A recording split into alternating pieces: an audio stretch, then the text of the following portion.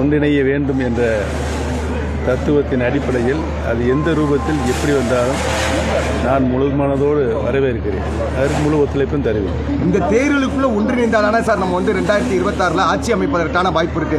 அப்படி ஒன்றிணைலாட்டா திமுக சாதகமாக அமைச்சிருமே சார். உங்களுடைய கருத்து வரவேற்கக்கூடியது. அதுதான் நடக்கும். ஒன்றிணைய வேண்டும் என்ற எண்ணம் அனைவர் மனத்திலும் இருக்கிறது. ஒன்றிணைய வேண்டும். அப்படி ஒன்றிணைந்தால்தான் புரட்சித் தலைவர் எம்ஜிஆர் அவர்கள், புரட்சித் தலைவர் மாண்புமிகு அம்மாவுடைய எண்ணம் நிறைவேறும், ஈடேறும். ஒன்றிணைப்பு கருத்துல மாறுபடுறாரு எடப்பாடி. அதுக்கு என்னதான் சார் காரணம்? உங்க நட்புக்குள்ள என்னதான் தயவுசெய்து என்னை கேட்கறது அவரை கேளுங்க. எடப்பாடி பழனிசாமியை தவிர்த்து வேற யாருனாலும் முதலமைச்சர் வேட்பாளர் அறிவிங்க, நான் திரும்பி மீண்டும் என்டிஏ கூட்டத்தில் இணையறேன்னு சொல்லி டிடிவி தினகரன் சொல்லியிருக்காரு. நல்ல கருத்து தான், ஆழமான கருத்து, சத்தான கருத்து.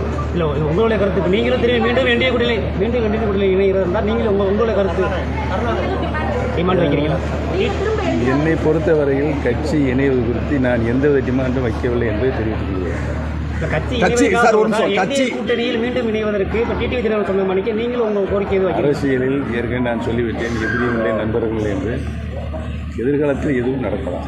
ஒன்றிணைந்தால் முதலமைச்சர் வேட்பாளராக எடப்பாடி பழனிசாமியை நீங்க ஏத்துக்குவீங்களா? ஒரு மனதார திருப்பி ஒன்றிணைவதற்கு எடப்பாடி பழனிசாமி சரின்னு சொல்லிட்டா நீங்க அவரை முதலமைச்சர் வேட்பாளராக ஏற்றுக்கொள்வதற்கான பல பிரச்சனைகள் பேச வேண்டியிருக்கிறல்ல.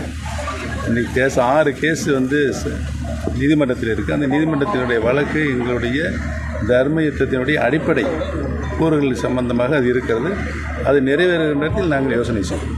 சார், செங்கோட்டையன் சாருடைய முயற்சி வெற்றி பெறுவதற்கான வாய்ப்புகள் இருக்கா சார்? சாத்தியக்கூறுகள் இருக்கா சார்? என்னை பொறுத்தவரையில் அவர் எடுத்திருக்கின்ற முயற்சி உறுதியாக வெற்றி பெறும். வெற்றி பெற என்னுடைய வாழ்த்துக்கள். செங்கோட்டையன் அவர்கள் டெல்லிக்கு அழைப்பு விட்டுருந்தாங்க. நீங்கள் உங்களுக்கு அழைப்பு வந்திருக்கா சார்? இதுவரை இல்லை. சார், இன்னொரு விஷயம் சார், அதாவது அதிமுகவை துண்டாடி விளையாடுவதை பாஜக ரசிக்கிறது. அந்த மாதிரியான விஷயத்தை எதுவும் அரசியல் நோக்கத்தோட பிஜேபி பண்ணுங்க. நான் அது மாதிரி எண்ணவில்லை. நாடாளுமன்ற தேர்தலில் என்டிஏ கூட்டணியோட தனித்து நின்றீங்க. ஒரு தொகுதியில் வெற்றி வாய்ப்பு இழந்தாச்சு. இப்போ என்டிஏ கூட்டணியும் இல்லை. இப்போ வர தேர்தலில் நீங்கள் போட்டிட்டு உங்களை வெற்றி கணிப்பு உடனே கருத்துக்களையும் கொள்கைகளையும் கோட்பாடுகளையும் கேட்டால் எப்படி சொல்லுவோம்? பொறுத்திருந்து பாருங்கள். தேர்தல் வர வர வர வர உங்களுடைய எண்ணம் நிறைவேறும்.